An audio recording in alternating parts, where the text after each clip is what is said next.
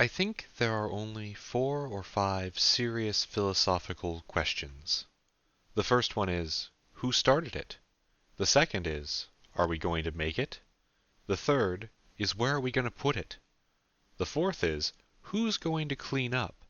And the fifth, is it serious? Alan Watts. The Daily Grind, Chapter 206.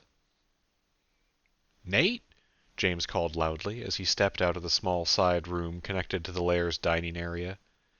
It used to be the Response Ops Center, but since Response was now 100 people and a lot of hardware, they'd gotten a basement.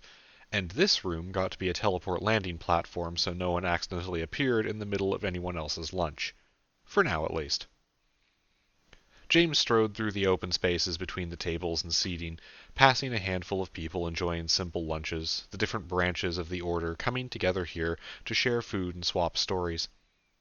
It was nice. Warm light streamed in through windows that no longer existed, the smell of warm bread and the soft chatter of voices filled the air, and he almost wanted to stop and just drop in to say hi to anyone. But he actually was here for a reason. So instead of sitting in on Texture of Bark Dust talking about her first real in-depth interaction with humans outside the Order, or diving into the ongoing argument about casual use of Shaper substance, or mediating whatever issue was causing a few of the young interns to glare a couple of tables over to where Rush was eating and desperately trying to ignore them, James just kept moving instead. Okay, no, that wasn't true. That last one needed attention now. James only noticed it by chance as he was walking by, and he was actually in a hurry, but he had a minute to at least deal with the immediate effect. Hey, he said quietly, sliding around the smaller table that a Rush was eating at alone. You okay? The dun-furred rat roach, normally a fairly imposing figure, seemed a lot smaller than James was used to as he sat with his shoulders hunched, his slightly singed hoodie pulled tight by the smaller arms that weren't helping him work through his sandwich and were instead clutching at the fabric. No, he hissed at James, almost angrily. James looked past him to the equally angry-looking teenagers, who were doing their best to not be noticed now that James had sat down. Right, he said. Let's fix half of this now and half of this later. I gotta go talk to Nate. You want to grab your lunch and come with me? We can hang out behind the kitchen, he offered as he pulled out his phone and opened a line to Karen, asking her if she could have her people arrange a conversation between himself and the interns he was trying very hard not to be angry at. A conversation later, when this was less personal and he was less urgent. No, Arash shook his head at James's question. I should not be treated specially. He didn't raise his eyes, half of the multifaceted orbs in his head clenched closed, only a couple left open to watch his food. The comment was so perfectly self-depreciating, James was almost convinced Arash was a high school student himself. He let out a light huff. Yeah, that's not how it works, he said. You're not getting special treatment, you're getting treated how I'd treat anyone who needed this. Grab your plate, come on. You can help me explain our newest crisis. He reached out and gently laid a hand on one of Arash's chitinous paws before pushing himself up and standing. The rat roach seemed like he was prepared to argue, but when he looked up and saw James smiling back with complete earnestness, he just deflated. A feeling he couldn't quite explain, replacing the fearful hostility he was feeling as he tried to eat lunch. So he also rose, standing up and picking up what was left of his slightly corroded sandwich. What has gone wrong? Arash asked as he followed James into the kitchen, leaving the seating area behind as they passed by the empty serving areas set aside for buffets when needed. Did you get shot again? He asked with real concern. Why is that the first thing people... No, actually, don't answer that. James stopped his own question as he looked around the kitchen. Knife and Fangs, a familiar Camerconda face, was perched on a stool by the back counter, gently arranging pre-made salads, but he was also the only one visible. Hey, is Nate here? James asked. I need him for his other job. Back patio, the Camerconda said through their Skulljack speaker, even as his actual mouth was occupied adding sliced vegetables to piles of various greens. They are being horrid. James nodded. Yes, I too have worked with Nate before, and in kitchens in general. He offered his condolences as he pivoted past the commercial stove and around the corner toward the back door, Rush following him in a slouch, like he was worried he might bump into one of the wire shelving units they had all their dishware stored on. James understood that. He moved almost the same way in his own first kitchen job. When they opened the heavy door that swung open far too quickly and threatened to demolish the wooden post it slapped into, the first thing James noticed was that Alana and Watcher of Birds were also hanging out back here with Nate for no discernible reason. The second thing James noticed was that the back half of whatever sentence Nate was saying ended with, "Right, but do you fuck is what I'm asking." James waved back at Alana, who was grinning madly at him, and wondered if it was too late to grab the door, pull it shut, and get back inside. Then it was too late, as Nate glanced his way and grunted a greeting. "This is why Knife and Fangs is hiding inside, huh?" James asked, stepping out and taking a breath of the slightly smoky air from the distant forest fires, as Rush followed him and found a spot on a wooden bench, away from everyone else. "He is shy," Watcher of Birds informed James. "Also, yes," she answered Nate's question directly, before retaliating with, "Do you? There is concern for your communal presence." Alana cut through the conversation with a bellowed laugh. "Wow, yeah, you kind of walked into that one," she told Nate. "What did you think was going to happen here?" "I don't fucking plan that far ahead," Nate said bluntly. "I just wanted to know if you guys," he motioned with a hand to Watcher of Birds, "actually had sex, or if the relationships were platonic. It's fine either way, I'm just curious." "The details of our bodies are still being learned," Watcher of Birds said. "But yes, we can, and do. Sex, that is, though some of my species want to change ourselves with the Shaper liquid to better fit that desire, and ourselves." James held up a hand. "I'm really sorry to interrupt this," he said. "And I mean that. I would love to have this conversation about how the Shaper substance is great and trans-camerondas exist, but Nate, I've got to talk to you about a thing." "Is it a problem?" Nate asked with a resigned sigh, pulling off the black cap he wore when he was working in the kitchen and running a hand over his bald head. "No, fuck it, shut up. How much of a problem is it?" "In general, probably a 6 out of 10. For us, personally, 2, maybe," James answered slowly. Alana folded her arms and nodded. "I like this kind of problem. Now tell Nate how you wanted to make it worse." "Tell me what the fucking problem is first," Nate said irritably. "Okay." James brushed his hair back and took a deep breath. "Earlier, I was contacted by a one Malcolm McHarn, the guy who runs the FBI's new Magic is Real division. Division? Subsection? Department? Whatever." James shook his head sharply. "I'm not going to get sidetracked. He clued me into something that's been going on, and didn't exactly ask for help, but I think he sort of assumes that we'll handle this." "Is it a political thing?" Alana asked. "Because we're probably not doing a political thing." "What makes a thing political?" Watcher of Birds inquired. Alana paused and held a finger up to her lips. "I'll get back to you on that," she said. "It's not a political thing," James interrupted. "Okay, no, you know what? It probably is a political thing. It doesn't matter. Someone's violently taking out stockbrokers. That's it. That's all. Currently targeting people who are actively investing in oil companies, as far as McHarn knows." "That is bad?" Watcher of Birds asked. "Killing is bad," Rush said quietly from his side bench. Nate glanced over at the rat roach like he'd forgotten Rush was there, and stifled what seemed like a reflexive argument that he was about to make. "Okay, so that's probably disruptive, if nothing else. Why'd McHarn think it'd be our problem?" "No one has reacted to the killings," James said. "At least one of us here reads the news. Has anyone heard anything about a bunch of hedge fund execs being taken out with sniper fire? Or messages painted in the blood of the victims?" He didn't wait for anyone to answer. He already knew. "You haven't, because somehow no one is talking about the car bomb in the streets of New York City." The car bomb was something of a sticking point for James. It was emblematic of the worst part of what was happening. Even at the worst of times, James was mostly against casually murdering your problems. Yes, there were people out there who used their wealth and power to accumulate more wealth and power, and they weren't the kind of people who you could just explain a better way to and have them agree with you. They knew they caused harm. They didn't care. Or, if they did care, they didn't stop.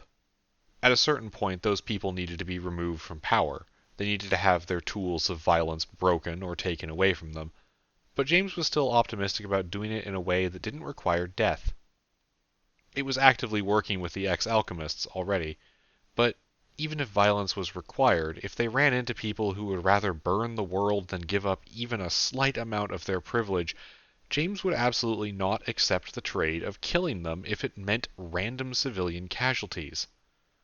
Offing secretaries or setting car bombs on public streets, well, even if a dark part of him did just fundamentally not care if parasitic financiers died, he still didn't want anyone caught in the crossfire to die with them. That's real bad, Alana commented. What's the plan? She asked James. Bodyguard the relevant targets, catch the attackers, see if we can spin it into more high-value recruits? I love that you're with me on the whole power of friendship thing, James told her. But I don't think that's a thing we can do this time. Why not? Watcher of Birds asked. Monitoring is easy, yes? Nate, you want to handle this one? Dropping the chef role like an apron discarded to the side and assuming his persona as their intelligence director, Nate spoke with a professional tone as he explained to the Camerconda. Security's more than just monitoring, Nate said. To do it well, we need to be in contact with them, have the consent of the target, and in this case, with the attack spread out over what sounds like a wide range of options, there's a lot of targets. Protecting somebody effectively requires a dedicated team, minimum 6 people, because you need to be near enough to cover them, have an exfil at all times, and be able to retaliate against incoming threats. Now, for us, it's not that bad. We can fucking teleport. A lot of the rules just flat out don't apply. So we don't actually need to be able to handle a problem of any size for any target. Instead, we need to be able to stall long enough for reinforcements, or to teleport away. Because we can count on reinforcements, and we can count on being able to escape. But we'd still need to have the people on the ground near anyone who might get hit. That means putting our people at risk, tying them up doing that instead of responding to emergency calls, or delving, or whatever the fuck research does. He shrugged and cracked his neck after the long explanation. We got, what, 20 people?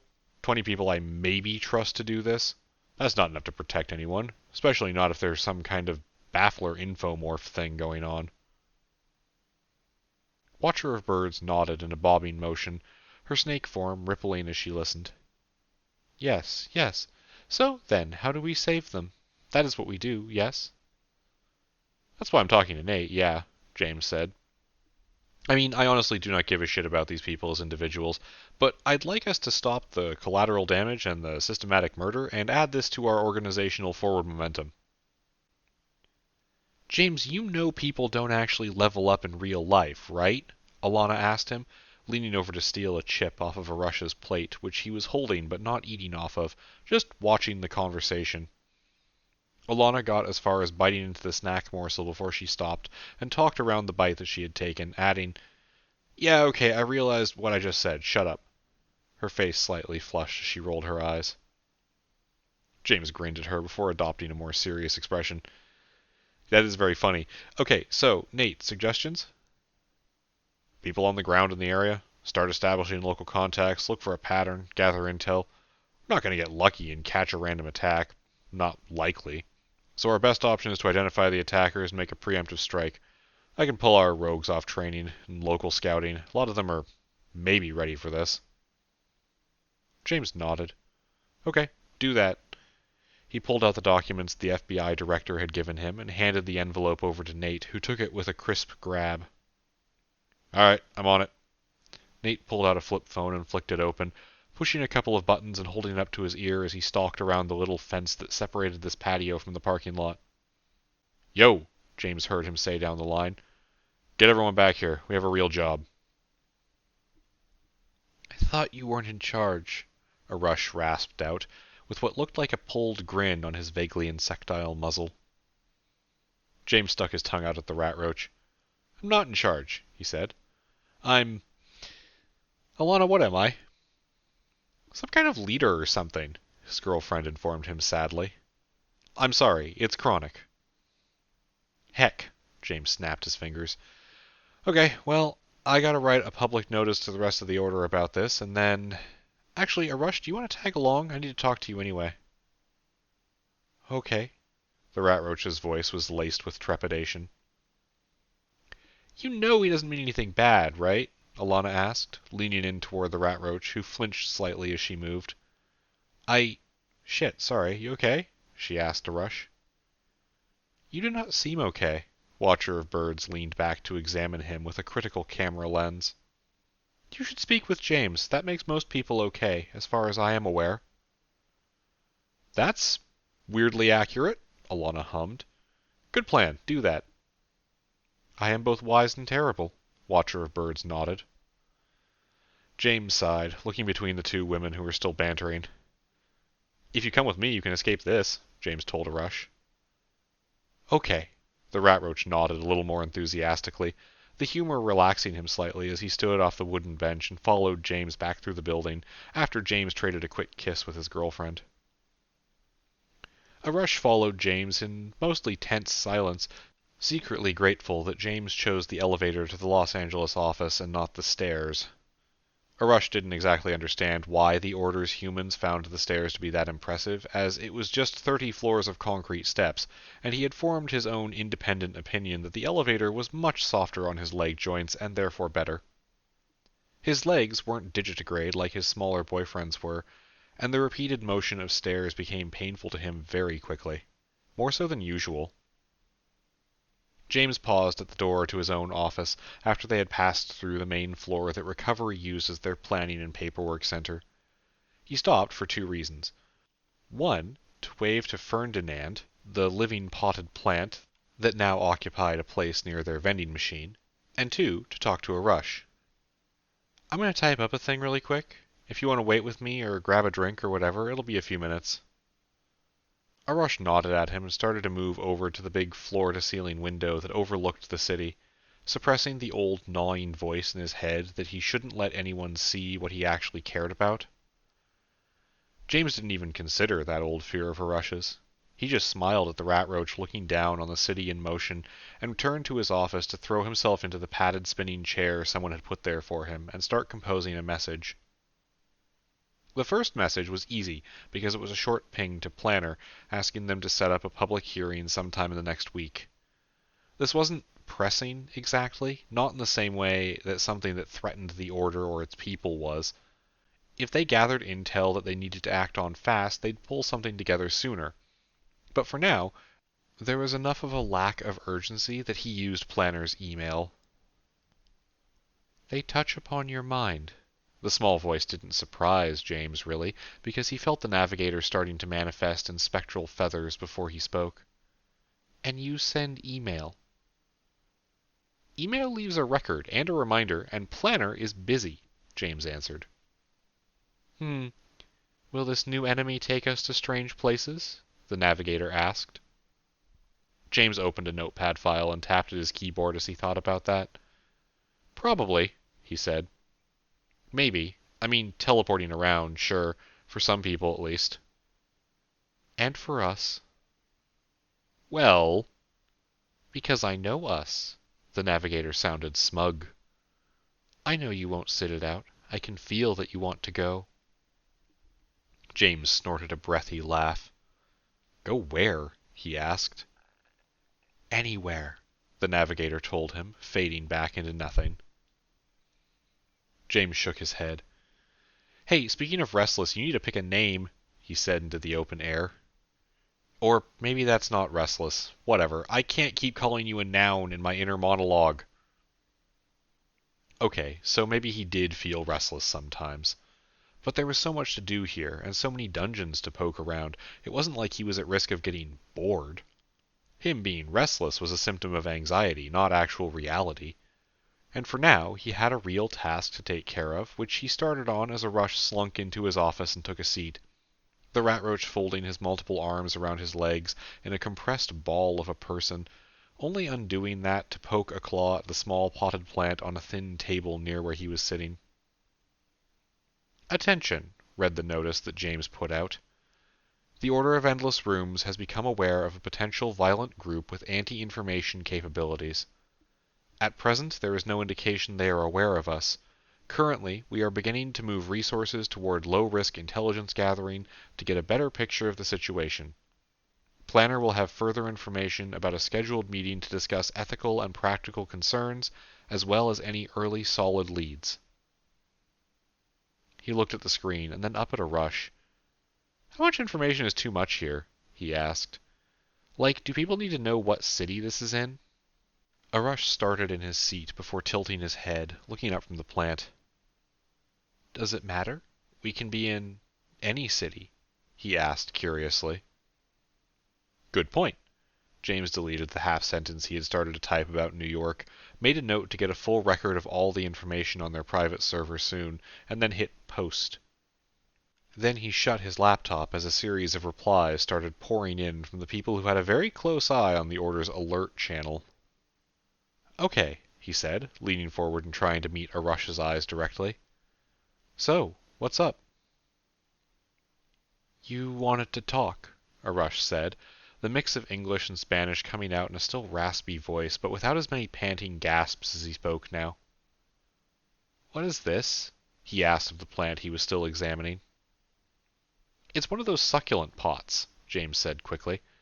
I got one from the last duplication batch. I'm trying to see if I can grow finished potions, and not just the sap to make potions, and it didn't work.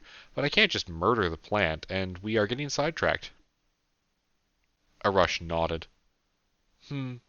Not aloe then, he said. What? Like an aloe. The leaves crack into gel? The rat roach tasted the word before nodding. Gel? Is that where the potion is? Okay, that makes sense and sounds suitably magical. I'll check that later, but for now, come on, what's up? A succulent? Arush asked, like he was hoping to avoid the conversation entirely. James gave an exasperated look at the rat roach before taking a steadying breath and remembering that for all that Arush was often more mature than he was, the big guy still just didn't have that much experience with people caring about him. I wanted to talk because you have a bunch of teenagers glaring daggers at you, and that is kind of unacceptable. And I'll talk to them about this later, but right now, I want to know, I don't know, what's going on. Arush stared at him for seconds that seemed to stretch into minutes, until eventually he tilted his head down and stared at the floor. It's not important. No, James told him softly. We don't do that here. Talk to me, please. The rat roach looked back up, like he was caught off guard by James actually pushing back against his attempt to disengage. It's not new, he said. They think I'm disgusting, or violent, or it doesn't matter. He stopped and met James's eyes. Aren't they right? Arush asked, in a voice that told James all that he actually needed to know. It was a voice he'd used himself a lot when he was younger. Almost never to anyone else, but to himself, in the mirror or late at night, the kind of small voice where you were terrified that the answer you knew was correct, that you were the problem. First off, James started, trying to keep the low, simmering anger he was feeling out of his voice. He'd try to keep it out even when he talked to the teens later, but especially now it wasn't helpful. I find it hard to reconcile you as a violent monster when you're the same person who's afraid to hit people too hard during kendo lessons, hums to plants in the vegetable garden when he thinks no one is looking, and spent a whole day crying when your pet Illipede passed away. Arush's eyes changed color. The exposed skin around them that was free of fur and chitin tinging a sickly, almost fluorescent green as he tightened his grip on himself and looked at anything except James.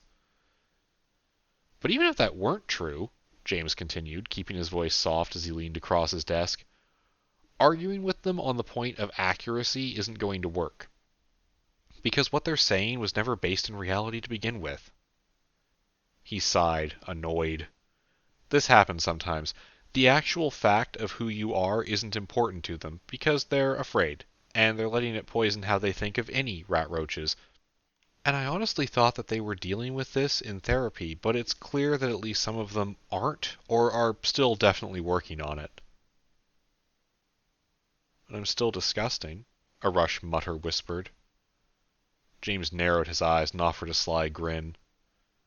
"Are you actually stating that, or do you want me to do the thing where I list contradictory stuff again?" The rat roach gave a shrug, and made a noise that could have been a laugh. "Yesterday I vomited out a lung chamber," he said, tentatively. Okay, I did actually wonder if the whole "your organs grow faster" purple orb was going to be a problem. "Are you alright?" James asked with concern. "Did you talk to Deb? Or Nathan?" "Nathan. Anyone in medical. Did you talk to them about it?" "Didn't want to bother." James cut him off immediately. "Great, we'll go say hi after this." He shook his head. "You actually think that makes you gross?" "Pish." He made a dismissive noise.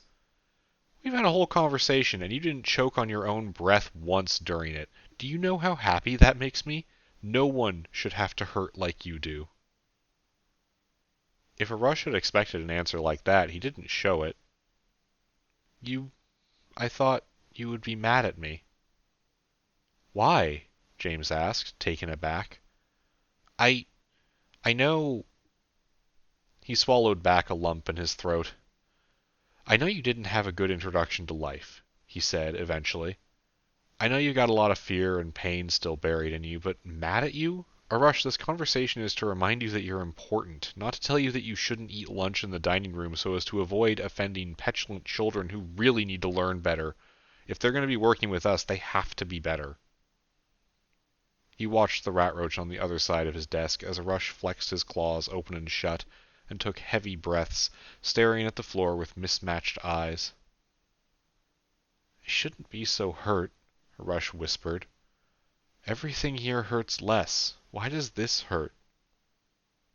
"'Cause you got used to everyone being kind," James stated. "And that's good. The problem here isn't that you expected kindness, it's that kindness didn't happen. Again, you are not the problem, okay?" "I'm wasting time," Arush said. "You have things to do, not this." He made as if to stand, but James beat him to it, calmly circling his desk and setting a hand on Arush's shoulder, settling him back into the chair with a firm grip. "I have literally one thing to do today," James said, "and it's hanging out in the basement with a bunch of nerds coming up with dumb magical synergies that might not work. Oh, and saying hi to Banana. 2 things. Do you want to come with me? I swear to you, you cannot get in the way more than anyone from research already will." Arush stared at him for a long moment before tilting his angular head away, the green glow around his eyes not exactly flaring back to life, but certainly holding steady. "Yes," he answered. "And why?" "'Cause I care about you?" James asked with a laugh. "I thought that was kind of obvious. You and Kika are both... I don't know, you matter to me. I want to make sure you're okay."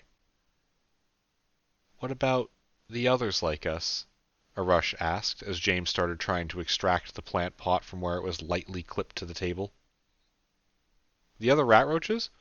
Oh, I've been ordered to come up with a better species name for you, by the way. So if you have suggestions, that's welcome here, because I'm not one of you, and it seems weird to say, 'I need to do better,' and then not ask." James snapped his fingers as he interrupted himself, before giving a sharp shake of his head and getting back on track.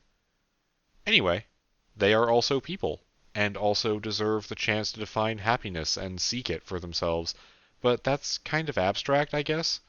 They'll make friends and form lives here, but right now they don't overlap me that much. Like, I've talked to them, some of them made an impression on me, but we aren't friends yet, so I care, but more in the kind of everyone deserves this sort of way." "Do you realize you do that?" Arush asked, leaning forward and slipping into Spanish for some words he didn't quite have English for yet. "Do what?" James asked offhandedly, as he fished around in his desk drawer for a handful of yen to feed the vending machine with on the way out. "Answer questions wrong. but still in a way that is important? Arush asked, taking the opportunity while James was distracted to rapidly wipe the corrosive tears that had started to form in the corners of his eyes on the sleeve of his hoodie. He had chosen, wisely, black for his sweatshirt, so that no one could tell as it gradually burned. You do it a lot, he told James. James looked up at the ceiling, suddenly deep in thought. Huh, he said. No? I guess I know now. Anyway, want to come with me and play with potions? The people or the drinks? Arush asked. I did not ask. Reed didn't specify, James said, as he held the door of his office open and let Arush walk past him. He traded a friendly hello with one of the recovery investigators on the way by, the middle-aged woman giving both of them a smile of someone who is trying to project friendliness but also deeply frustrated with how hard it was to find a specific phone number. James grinned back at her as they passed. Arush just nodded, finding he didn't know what to say or do in this situation, but struggling to be polite anyway. Anyway, did you want a drink? I found a thing about 30 feet down the vending machine's button row that tastes like fruity gunpowder, and it's kinda stupid how much I like it. You're not stupid, Arush whispered. What? James asked as he fed yen coins into the machine, not having heard. Ah. The rat roach twisted, his misaligned lower arms clutching at his sweatpant pockets. Yes, I will need a straw. James handed him a can after the minute of required scrolling of the non-Euclidean row of buttons to find the drink, and then started the task of ordering his own. We should really get you, and I guess anyone with a mouth not shaped for cans, some good metal straws to carry around. Just make it easier on everyone. He made idle, rambling small talk as they waited for, and then got in the elevator, riding it down to Research's cluttered basement that always felt to James like it had been plucked from a particularly creatively designed university building. But he let his voice trail off as he just stood next to Arush while the minute-long elevator ride took them downstairs, trying to think of what to say to the rat roach that was rolling the can over in 3 of his chitinous paws. It was not exactly strange. He maybe just didn't have the right word for it at the moment, James thought, as he lapsed into a kind of awkward quiet. But the way Arush and Kika, and, from what little he knew of them, the newer rat roaches as well, didn't map at all to human expectations, just continued to throw him off. It shouldn't. He should know better by now. But it was all too easy to slip into thinking that because Arush could speak and write in 2 languages and had a familiar sense of humor that cracked through every now and then, that what he needed was healing and not maturity or time to develop as a person. That he was a complete individual, and that while he had been traumatized by his life in the sewer, that was a breach of normalcy that could be recovered from. And it was something he could heal from, that much certainly was true. But he knew 2 languages and hadn't ever really had a friend, much less a social circle. He knew so many random little things, but had taken weeks to understand the why of the existence of cities. The rat roaches, all of the ones that were alive right now, were created things as far as James knew.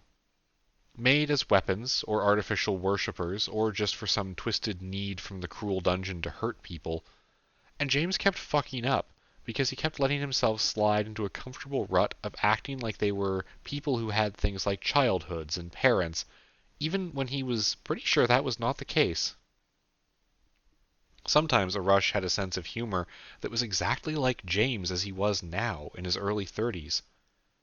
And sometimes he silently tried to eat lunch around people who hated him because he didn't know how to ask for help, and silently hated himself too. Exactly like James when he was a teenager.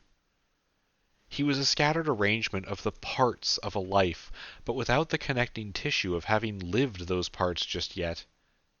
Even if every day and every interaction saw him and Kika growing into the kind of vibrant people they always should have been allowed to be. It was a strange mirror to look in, fur and chitin and antenna notwithstanding. Arush even dressed like James when he was in high school, though to be fair, black hoodie and loose cargo pants was a bit of a timeless aspect of fashion as far as James was concerned. Though, thanks to the frequently used blue orb for refitting clothing, Arush's hoodie actually had sleeves for all of his arms, and was better fit than literally anything James had ever worn in his high school career. Possibly the rest of his life, too. So he was a bit jealous there. It actually did a good job of showing off just how broad-shouldered Arush was without making him look intimidating, which was kind of something. It was something, James decided. Are you all right? Arush asked as the elevator doors dinged open before they stepped out into the research basement. You were quiet and staring. Huh? James looked up at Arush's eyes, having been lost in thought. Oh, I was thinking about pants, James said in what was technically an honest statement. Why? Arush asked. I think I started somewhere thinking about relative maturity, and then I got distracted, James admitted, as he held the elevator door open with a hand for a pair of cameracondas carrying a cardboard box between them, their artificial arms propped against their bodies at an angle that would have been impossible with anything organic. Honestly, I have a hard time focusing on stuff. My mind wanders a lot, he told Arush as he led them down a well-lit concrete hall, getting a wet hissing in reply that could have meant a lot of different things. The basement they were exploring now had started out as a cluttered warren of slightly chipped concrete floors and bare walls with poor lighting, but had undergone a bit of transformation under the care of the growing membership of the Order. A lot of the cracks and chips had been filled in when they'd patched all the bullet holes that had resulted from status quo trying to murder them all in their own home, but more than that, the place just felt more lived in now. Posters and photos up on the walls, little personal touches, the soft sounds of activity in the distance, it all made it feel less like being trapped in a dungeon and more like being in a place where people could enjoy being. They stopped off briefly in the medical wing to give Deb a moment of screaming into a pillow when she heard about Arush's organ issue. When she composed herself, she mostly just made a dry comment about how this mostly proved purple orbs couldn't directly kill a person, and between this and Elle's bonus heart, that did seem to hold up. But if Arush kept shedding lung tissue, he should come here to do it under safe monitoring. While they were there, James had stopped by Banana's room. The half-wasp, half-crow girl had perked up when she'd seen him approaching through the window, and then pretended to be asleep when Arush had walked into view. James had ducked in to say a few words while Arush had waited awkwardly outside, and got asked if he was lost by two different passing nurses. The young crow-wasp didn't reply to James, even when he tried to assure her that it was safe, so he had left feeling kind of down. Is she... Arush stood with one claw pressed against the window before leaving. Like me? He had asked. Sort of, yeah, James told him. And I understand. He'd nodded and walked off with James, seeming not exactly unbothered, but like he really did simply know what the score was, and didn't hold it against the terrified creature from his origin dungeon. After that, there were just a few more concrete hallway turns, and then, when James stepped out of the hall and into the main room that research used as their chaotic meeting area, testing zone, living computer nest, and probably a million other things, really, he had a moment of grinning peace amid the noise. The place was alive with multiple species of people having a heated argument about space travel, a ring of desks and computers at different heights forming a pen for the shalaxes that the Order had brought here from Officium Mundi, and walls and tables and shelves around the outside of the room covered in magical items they were testing, prototype arm designs for the cameracondas, freshly brewed potions settling, and a dozen other things besides. The room was also bigger than it should have been. Not by much, really, but enough that it wasn't so cramped, and the paths between desks and tables were always easy to walk. And it was actually more impressive that the magic at play was so subtle. Quadrupling the size of the room would have been easy, and wasn't that a sentence? But simply doubling it without letting on was far harder. It felt good to come down here from time to time. Then Reed caught sight of them and broke off mid-sentence to level an accusatory pointing finger at James. "You!" he called across the room. "You picked a fight with someone magical again. James, you said you'd stop doing that." "I did not," James protested. To the second part, to be clear. Wait, also the first part. I didn't pick a fight at all. Then he dropped his voice from a defensive yell to a normal tone in an abrupt shift. "Also, I'm frankly impressed that you actually read that notice this fast. I posted that 20 minutes ago. I figured you'd see it sometime next week." Does he think we don't know how alerts work?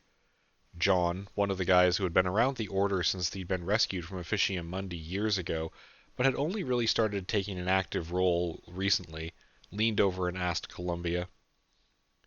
The creature wearing the body of an older man just gave a sharp and unrefined shrug, saying something quietly about how they did not have a phone. James listened and made a mental note to get the living potions phones, but he was pretty sure that had already been done, so maybe Columbia was just avoiding the electronic tether. Or messing with John. Both were equally likely. Reed ignored his coworker's antics and continued attempting to berate James, who was mostly just taking the whole thing with an impenetrable, good-natured smile. "You even picked a fight with rich people again. Why?" "First off, we don't know that they're rich, only their victims are. Second, I don't know if poor people tend to murder each other with machine guns and car bombs. I feel like I've had to explain the car bomb thing more than I really wanted to. Car bombs are bad. Can we start there?" James asked, his smile slipping, voice tightening. "Can we start with the sentence, 'blowing up random people isn't cool'? Because that seems important to me." The young man who was in charge of most of research somehow stopped and took a more appraising look at James. "Yeah, okay," Reed said. "Okay, I'm on board. Good talk. So, why are you two down here?" James glanced at Rush with an expression of emotional whiplash, which the rat roach returned with a rippling blink of his many eyes. "I mean, for fun, mostly," James said. "But also because I wanted to sit on your weekly open meeting to find weird magical interactions." "Oh, yeah, that's pretty much just Momo and Juan this week. Nick likes it, but is off being a medic or something, and Planner went off to plan a meeting, for some reason." Reed narrowed his eyes at James. "Cool," James said, implacably. "So, where is it?" "Oh, the room Momo uses for totem stuff, probably," Reed said. "Oh! Oh!" He clapped his hands together as he remembered something, and then pointed at Rush. "You!" The rat roach raised an unsteady paw and pointed back at his own chest, looking around with jerky, nervous motions. "Yes, you! I have a thing for you to try." Reed turned and took 2 steps over to a shelf filled with transparent plastic drawers containing rows of settling potions, somehow moving 30 feet with those 2 steps. "Where's the new one?" he muttered, pulling up a clipboard and looking over labels, comparing them to the posted notes. James leaned over to Rush. "You don't have to drink whatever he's about to give you," he murmured. "I still need a straw," Arush said back, half joking. But before he could continue, Reed dashed back over to them, having to take several more steps this direction, hopping over one of the living computers laying in the middle of the floor, a strip of label tape on it identifying its name as Assorted Jelly Beans. Arush flinched back as Reed dashed over to them, a drop of corrosive saliva dripping from the corner of his muzzle, while Reed, panting slightly, approached the rat roach completely devoid of fear and handed him a hard plastic bottle. "What?" Arush's voice was strained as he awkwardly shifted one of his smaller arms around to take the offered container. Reed, who clearly needed to work on his cardio as far as James was concerned, took a few rapid breaths before clearing his throat. "It's the improved exercise potion," he said, like that explained anything. Then he continued to not answer Arush's actual question.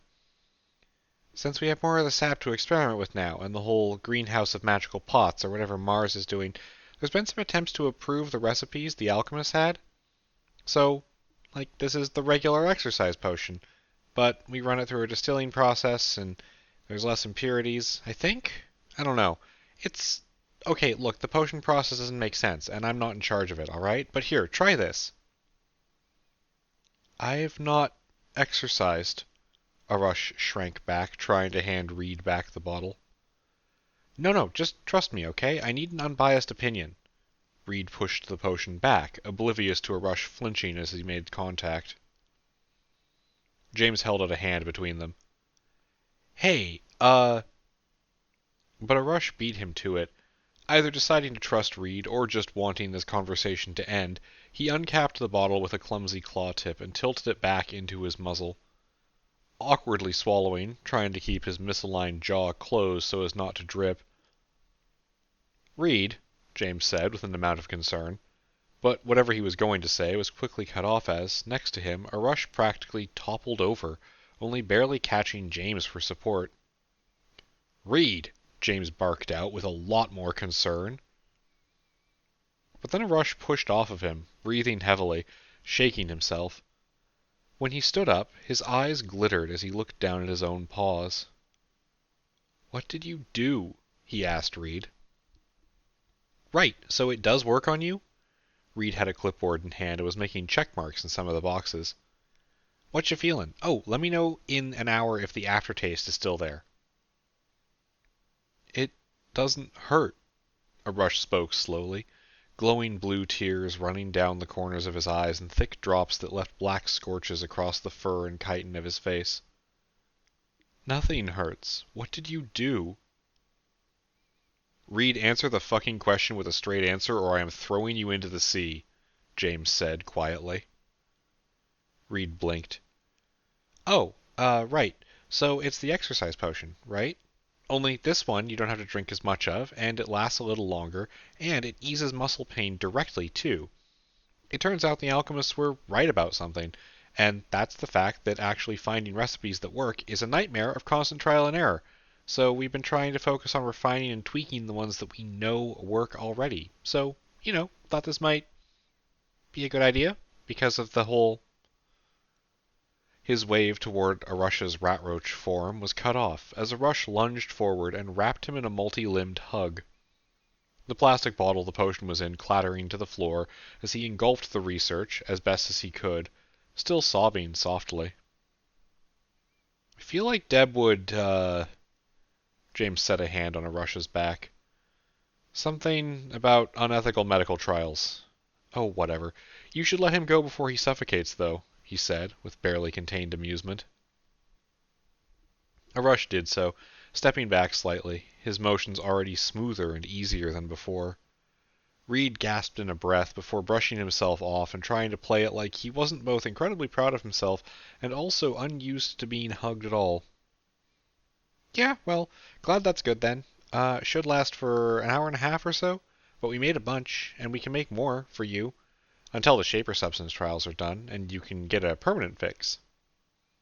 He cleared his throat. "Anyway, I've got work to do. I'll have a package for you when you leave. You know where Kika lives, right? I cannot find him." "I do," Arush said with a sweeping grin that cracked the chitin on his muzzle and left dripping lines of glowing blue trailing down the corners of his mouth. "You want to call this off and take these to him now?" James asked, honestly fine with ditching magical exploration to see a similar reaction to what Arush had just gone through again.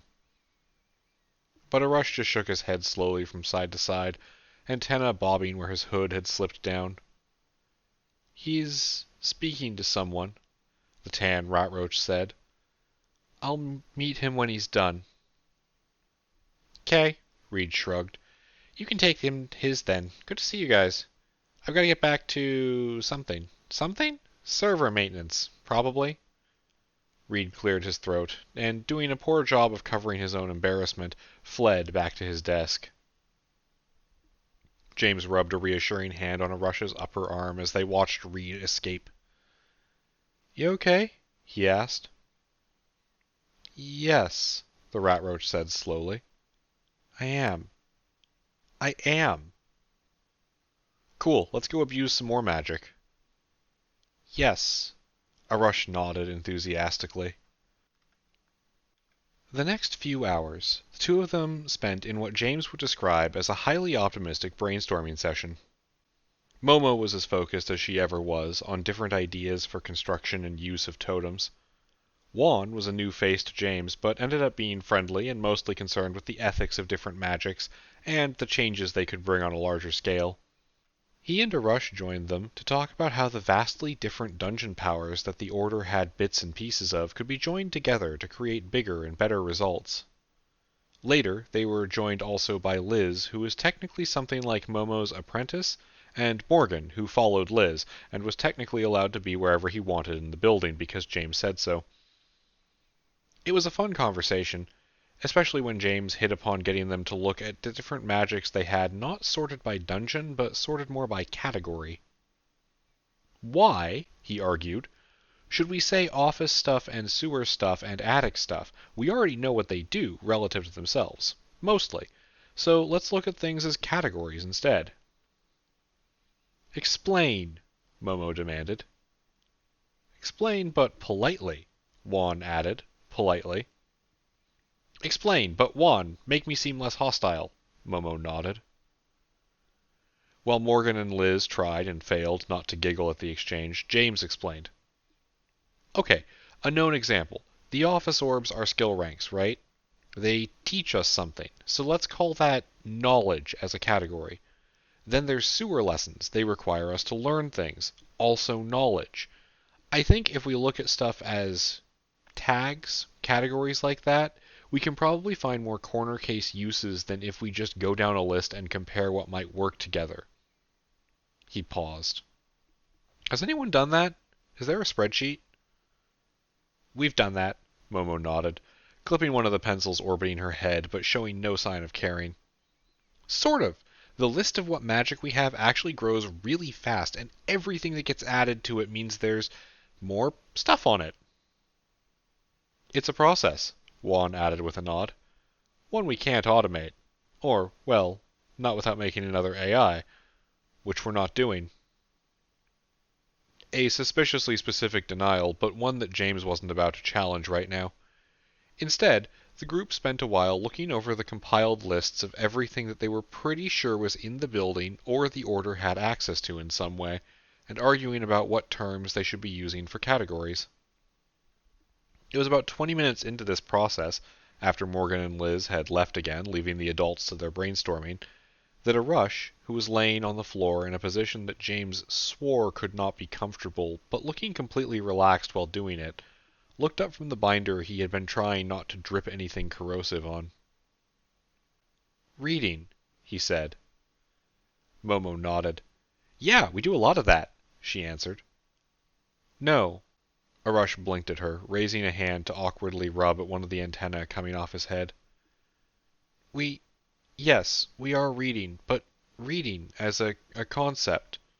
One of James's categories. Like the library? Juan asked. The orb's there, probably not, but there's the words, on things people can pick up if they know the words. Have we figured out what those do yet? Don't think so, but that's a good use for language mems, James said. Also, is it just me, or are languages and artistic experiences kind of the two easiest things to put into .mem files?